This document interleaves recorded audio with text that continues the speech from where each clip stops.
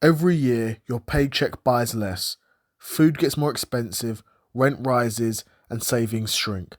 Yet politicians and economists tell you that inflation is just normal. But what if inflation isn't an accident?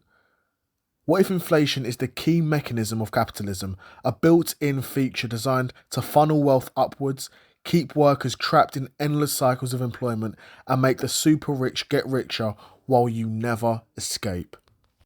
Now, on the surface, inflation sounds harmless. Prices go up a little every year, but zoom in and it's devastating. Your wages rarely rise as fast as prices, your savings lose value sitting in the bank, and your debt becomes a permanent treadmill. And here's the catch. While inflation erodes the value of money for workers, the owning class knows how to beat it. They hold assets, properties, stocks, businesses, things that rise with inflation. So while your salary struggles to catch up, their wealth snowballs. Think about it.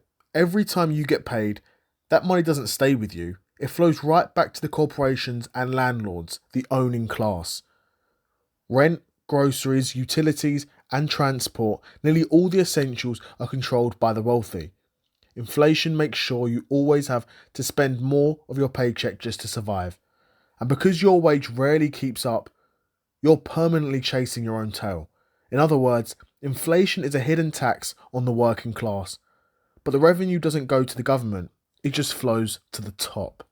And the truth is, inflation isn't just about prices, it's about control. If money held its value forever, workers could save, build independence, maybe even retire early. But constant inflation ensures that your savings melt away unless you keep working.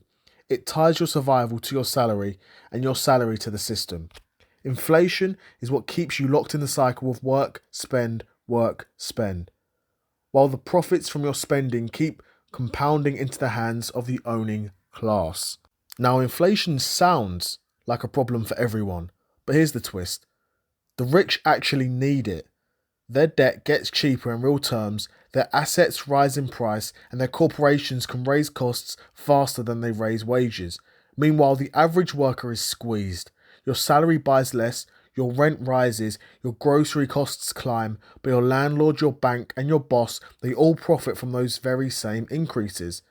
Inflation isn't an accident of capitalism, it's the engine of capitalism. Ever notice how politicians brag about wages going up?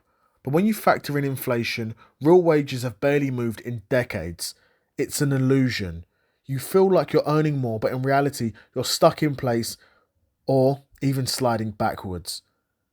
And every raise you get is clawed back through higher costs of living, making sure you never accumulate enough to break free.